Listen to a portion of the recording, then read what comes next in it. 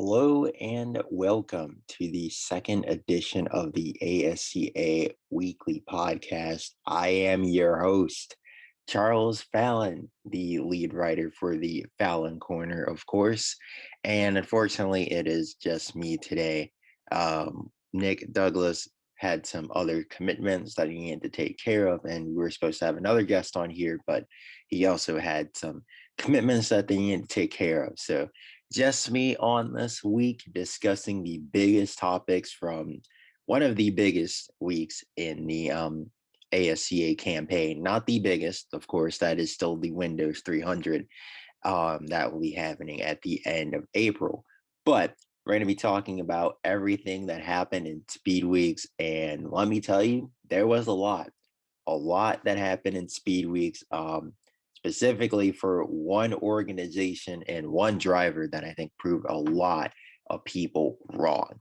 But first off, before we get too far into this, I got to shout out the ASCA's premier partners. You already know Rowdy Energy. Click the first link at the ASCA's bio on Instagram or pretty much anything TikTok, YouTube. Click that first link in the link tree to shop Rowdy Energy and refresh yourself up with an energy drink. I tried some of their stuff throughout this past week and it has been a lifesaver. Absolutely amazing. So get your own there.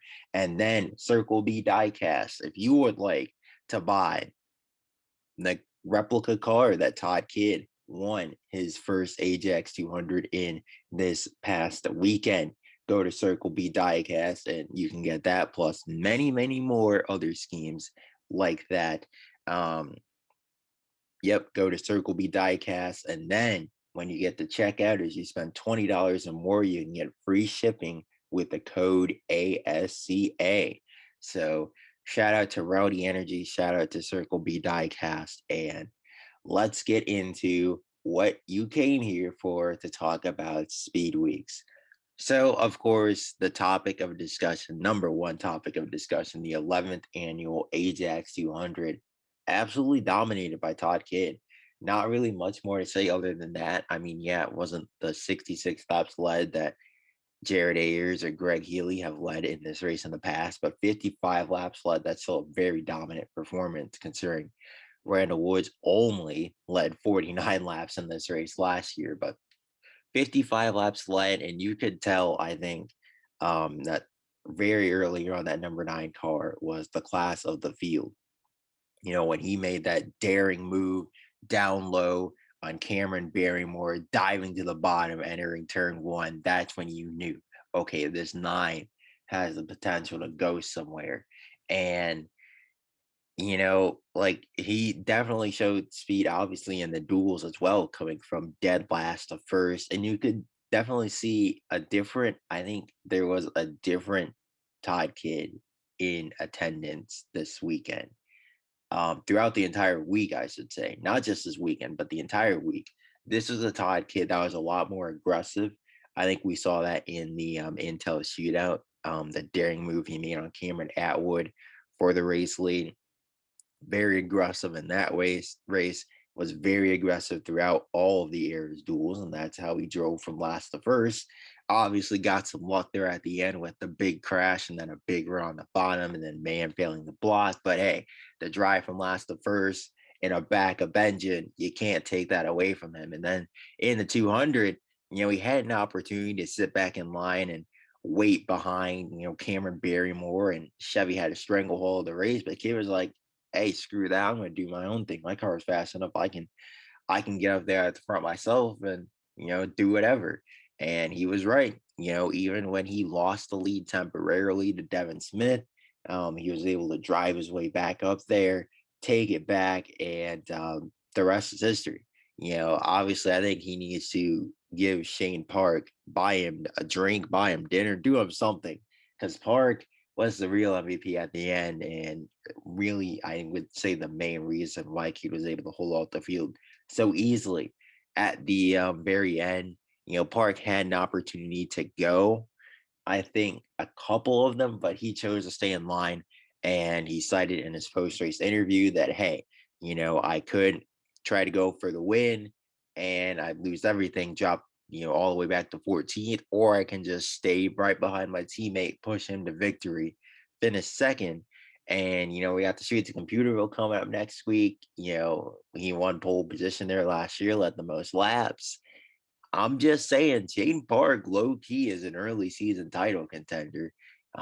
Just of course, depending on how he does at the Streets of Computerville. But man, he's got this second place finish now, and now we know what's up next week. So watch out for that 24 in the early season. But yeah, big win for Todd Kidd. Not really much more to say other than that. Finally getting the monkey off his back, that first crown jewel victory.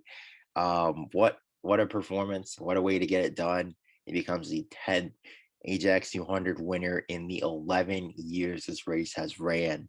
So incredible job for that 9 team. Incredible bounce back for them, and that segues me to the second topic, and that's the dominance that Ronnie Woods Motorsports showed throughout Speedweeks. This might be the single most dominant performance I've seen out of an organization in ASCA history, especially the past 3 days. Um, even in the Intel shootout, we saw Todd Kidd take the lead there briefly, but Orchidi got it back away from him and I'm driving off and winning the race. But in this one, ever since, I would say Thursday, Friday, Saturday was all Ronnie Woods Motorsports.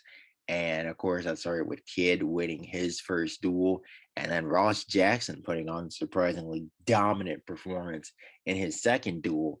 Um, leading every single lap despite the hard charges there late from Scranton and Orchidi and Woods, and all those guys tried their best, and even Healy threw what he had at Jackson. No one could get around the outside bowl sitter.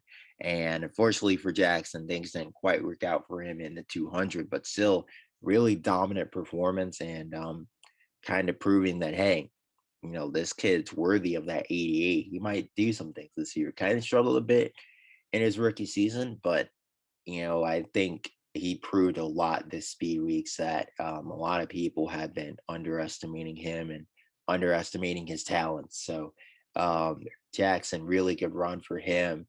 And then we get to Friday's Napa Auto Parts 100th 10th edition of that race, and what a crazy race that was, specifically the final lap. Jared Ayers is leading, taking the white flag, looking like he's going to win his third Napa Auto Parts 110 years. Third in the past 7 years, I should say, since 2018. He's going to take that home, and then he throws a late block on Atwood, gets stumped hard in the outside wall, big crash ensues, and the only four drivers that survive are Atwood. Only four drivers that survive are Atwood, Ward, Edwards, and Will Moon in his show car. And what a week it is for what it was for Will Moon. We'll discuss him in just a second. But then, Atwood's basically a sitting duck there because it's 3 Chevys, 1 Ford. I mean, come on now. Game over, which is ironic considering the 6 cars that made it back to the stripe at the end of the Napa 100. 3 Chevrolets, 3 Fords. 2 were Ronnie Woods Motorsports Chevrolets, and then 3 Ford Development Program Fords. So how ironic how that ends up working out, shaking out at the end of the day. But yeah, so there's that. Ward makes the last lap pass for the win with help from his teammate, Will Moon. And, for the second straight year, last lap, turn 3 pass, turn 3, turn 4 pass for the win for Colin Ward in this race at his home track. And I just think we need to take a second to sit back and admire Colin Ward's track record at his home track, Ajax Super Speedway, so far. This man has 2 wins and 3 starts, not a single finish outside the top 5, and an average finish of, guess what? 2.3. 2.3.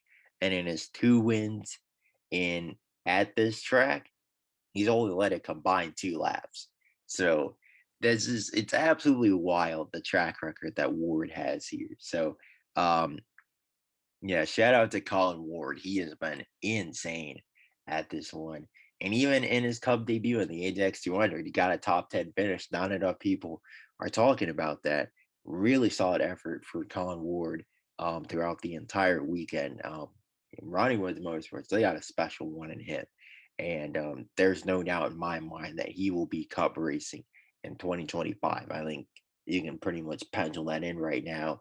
Defending Craftsman champion. He's got 4 career wins.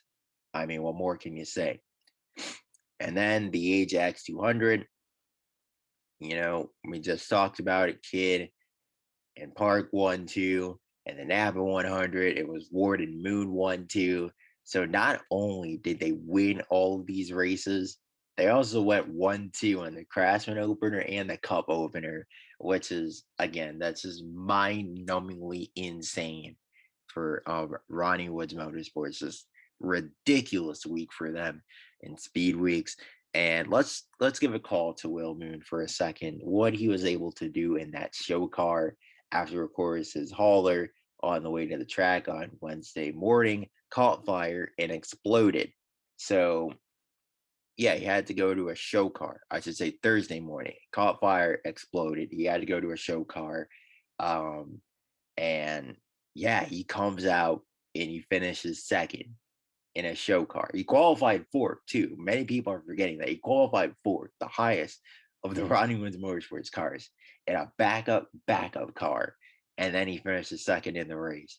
It was absolutely insane. So, besides outside of the whole hauler incident, luckily everyone is okay after that.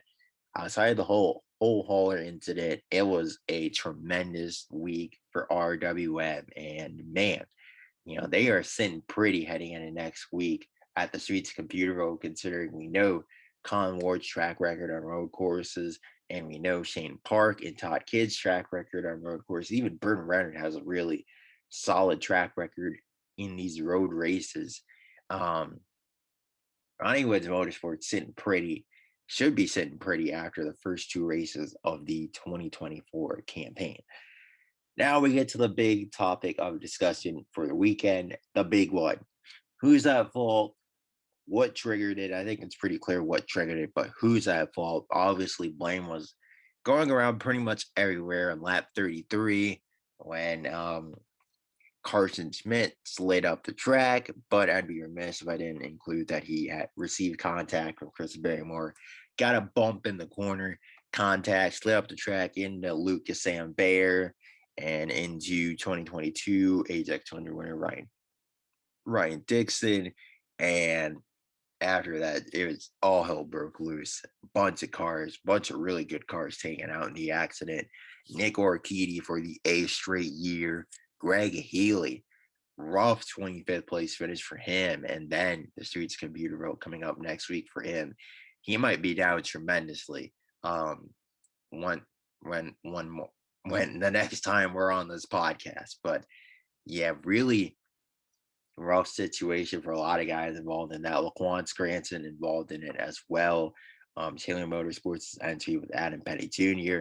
Both drivers that sat in the front row in Jackson and Cameron Barrymore, they were also involved in that accident as well. Derek Lewis finished the season last in boys last year. He'll be starting the season last in boys again. So tough break for him, trying to audition, save his job.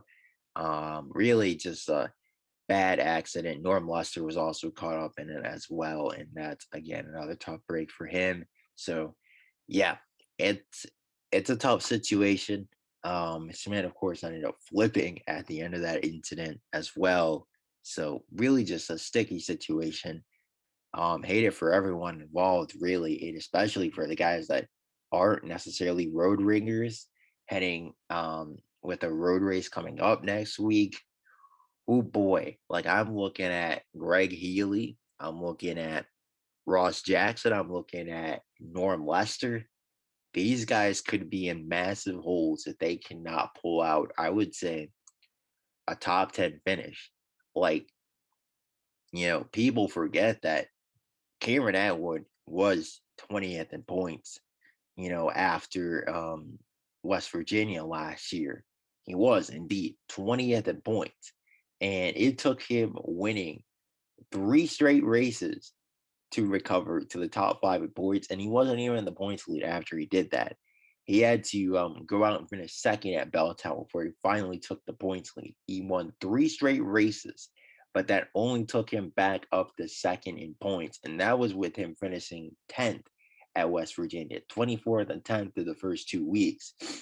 If a guy like a Greg Healy comes out and finishes, 15th at the Streets of Computerville, oh boy, like he's gonna have to go on an absolute tear. And I mean, it's Greg Healy, so yeah, I can't like say that he won't do it, but he's not great at the stone yard. So I don't know. It's a tough situation, certainly for guys like Healy, Lester Jackson that I mentioned. They got their work cut out for the remainder of the season. I think that for Laquan Grissom and Nick Orchidi, they'll be just fine. They're great at the Streets of Computerville. Orchidi, the 2020 and 2016 winner of the Subway Grand Prix, he'll be just fine. And it's Scranton, I believe, was finished top five in the last two in his first two Cup starts here. Qualified outside pole for his debut race here, nearly won in his Craftsman debut here as well. He'll be just fine.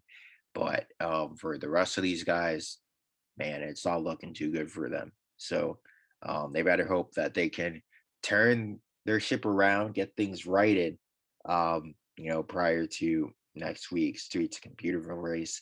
And yeah, but who's at fault for it? I think it's pretty obvious. It's Chris Barrymore. Obviously he apologized for it. It wasn't intentional. It was just he's trying to help out, and you know, then boom, he ends up getting Schmidt into St. Bear. And yeah, that's just why you can't bump Jonathan in the corners, because if you do, stuff like that will happen. So tough break for everyone involved. Obviously, not what you would want to see, and just a really, really, like I said, just horrible incident for everyone. And you hate to see it. You hate to see it. A lot of good cars taken out, and took out a lot of contenders, potential contenders at the end of the race. So now let's get into discussing the remainder of the schedule that unfortunately me and Nick were not able to go over in the first edition of the podcast, which sucks because I really wanted to have his input on kind of discussing some of the races, the rest of the season. Like obviously the Streets Computerville, we talked about a few different times. That's up next week. Then we got West Virginia. Now the third race of the season. The Stone Yard remains the fourth race of the season. Well, it moves back down to the fourth race of the season. It was the third last year, now back down to fourth. Then we got a night race at Disney Motor Speedway. That's the fifth race of the season. I think that one's going to be really, really interesting. That's the race I'm looking forward to the most. March 27th, under the lights at Disney Motor Speedway. That one's going to be special, I think. So definitely looking out for that. First time having Disney hold a night race in the track's 9-year history. This is going to be its 10th race, so really fun for that one. Then Belltown remains sixth race of the season. Then we get another road race, the Michigan Road Course, as the final race before the All-Star break. And then, of course, the 14th annual Windows 300. That's the halfway point of the season, as it has been since 2016. Then we got the Colgate 199, and then that's where the schedule is. This is where the schedule really starts to switch up a bit, because then we got a day race at Advocare Speed Park, the Advocare 200. That's going to be a fun one.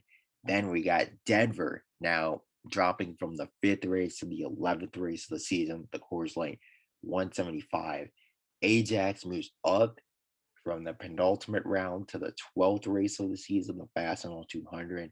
Then the Stony Yard moves down, the 9th annual Northern 200. That's now the 13th race of the season. Then the Apple 225, that remains the same. And then the West Banco 250 now becomes the penultimate round of the season. And then Belltown Speed Park, the Ajax season finale. So lots of changes to the schedule. Obviously, it all starts this week with the Streets of Computerville. This is the first time that this race we've been going, that we've gone to Computerville as the second race of the season since 2014. It's been a decade since the last time we did that. Um, Ironically enough, who won the Streets Computerville race when it was the second of the season? Randall Woods. So maybe he can pull it off again, even though he's about 10 years older now. So we'll see. Then, a lot of different changes for the final few weeks, the next few weeks, I should say. A lot of changes throughout the whole schedule. So it's going to be really interesting to see how it shakes out.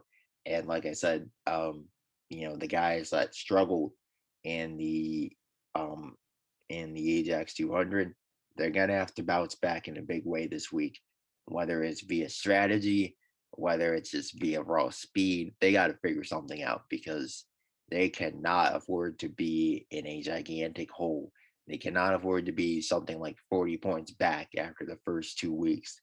Because a guy like a Shane Park, a Todd Kidd, these are guys that are going to be able to really bury guys like Healy and others that I mentioned if they cannot get off to good starts this upcoming week. So now we get to the Subway Grand Prix previewing next week's race. So this is going to be an interesting one. Obviously, it's a road race, second race of the season. Not really too sure what to expect. I think we can certainly expect to see the 24 and the 18 back up there again. Those were the two guys battling for the win of this race last season. Randall Woods is certainly going to be up there. He has dominated this race so many times. It's his hometown streets. He could be blindfolded, and he'd probably still run within the top five and lead the most laps somehow. He is just that good here. Has so much experience on these streets at this circuit because he grew up here. So um I expect Randall Wood to certainly be a contender, really staking his claim as a championship contender in 2024. As I mentioned earlier, I expect Shane Park to be up there. I expect Todd Kidd to be up there. Cameron Atwood, not so much, you know. So it's gonna be interesting. I'm not really too sure what to expect. Like I said, I expect Diego Orchidi. He blew an engine late in the Ajax 200. I expect him to rebound. Both Orchidi brothers, Diego and Nick, they both won here in 2020, 2021. I expect both of them to be right back in the mix, mixing things up with the big dogs. I expect Jared Ayers. A lot of people don't consider him a road ringer. I don't know why. He won the 100th Modern Era Ajax Cup race in the Subway Grand Prix at this very track with a late race pass on Randall Woods to boot. Um, Put him in the mix. There's going to be a lot of different guys, I would say, in the mix. And we also got a couple road ringers making some one-off starts for this race, like Jack Alaus in a fourth Chico Bound Motorsports entry. He'll be making his Cup debut. And this second guy, not necessarily a road ringer, but he is on a Taylor Motorsports entry for this race, so he's got a shot. That'd be Anthony James, former Circle K 200 winner. Very interested to see how he does this week. And yeah, so it's going to be really interesting. See what goes down this week. Probably a lot of action. There's reports that there could be rain in the forecast for the Craftsman race. We'll see if it happens. That'll be very interesting to shake things up because we've never had a rain race here. We had night races, but we've never had a rain race at the Streets of Computerville. So if we get one, oh boy, that'll be something. And then, for the cup race right now, weather is clear, the forecast is clear, but who knows? Who knows at this point? Also, another thing to point out in that Craftsman race, Tim Willis is making his first ASCA start since 2017 in the number 22 for the Ford Development Program. So you're a Tim Willis fanboy. I'm sure you're pretty hyped seeing your guy finally back in the ASCA for the first time in ages. It has been, 7 years since he's been back in the sport. So really going to be an exciting weekend of racing. I can't wait for it. Hopefully we can have Nick and another guest back on here to discuss all the action for you, because I know just me up here not going to cut it. So that's just me, Charles Fallon, wrapping up everything about Speedweeks preview and the Streets of Computerville and everything else in between. Lots of action to cover in these coming weeks. See, things are just starting to get kicked off, just starting to get hairy. And I think we're going to have a really good indication on who our championship contenders and our championship pretenders are um, following this weekend's Subway Grand Prix. So I cannot wait for that. Hope you guys enjoy all the action. And just one more shout out to our premier partners, Rowdy Energy and Circle B Diecast. Of course, if you want free shipping on orders of $20 or more at Circle B Diecast, type in code ASCA and that will get the job done for you. So once again, shout out to our premier partners at the ASCA. The second edition of the ASCA Weekly Podcast is in the books. We'll see you after the Subway Grand Prix next weekend.